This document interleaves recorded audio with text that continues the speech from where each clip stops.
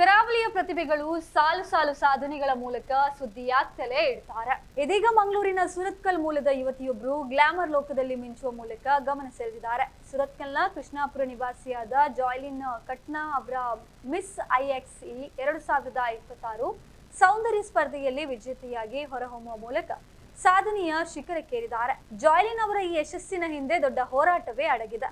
Auto rickshaw ಚಾಲಕರ ಮಗಳಾಗಿರುವ ಇವರು ಆರ್ಥಿಕ ಮುಗ್ಗಟ್ಟು ಹಾಗೂ ಬಡತನದ ಸವಾಲುಗಳ ನಡುವೆಯೂ ಧೃತಿಗೆಡದೆ ತಮ್ಮ ಕನಸನ್ನ ಬೆನ್ನತ್ತಿದ್ರು.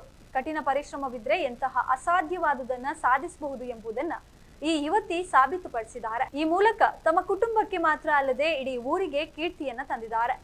ಸ್ಪರ್ಧೆಯಲ್ಲಿ ಕೇವಲ ಮುಖ್ಯ ಕಿರೀಟ ಮಾತ್ರ ಅಲ್ಲದೆ ಜಾಯ್ಲಿನ್ ಅವರು ಬೆಸ್ಟ್ ರ್ಯಾಂಪ್ ವಾಕ್ 2026 ಪ್ರಶಸ್ತಿಯನ್ನ ಕೂಡ ತಮ್ಮದಾಗಿಸಿಕೊಂಡಿದ್ದಾರೆ.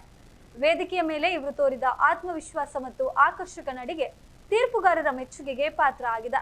ಗ್ಲಾಮರ್ ಲೋಕದಲ್ಲಿ ತಮ್ಮದೇ ಆದ ಛಾಪು ಮೂಡಿಸಲು ಇವರು ಸನ್ನದ್ಧರಾಗಿದ್ದಾರೆ.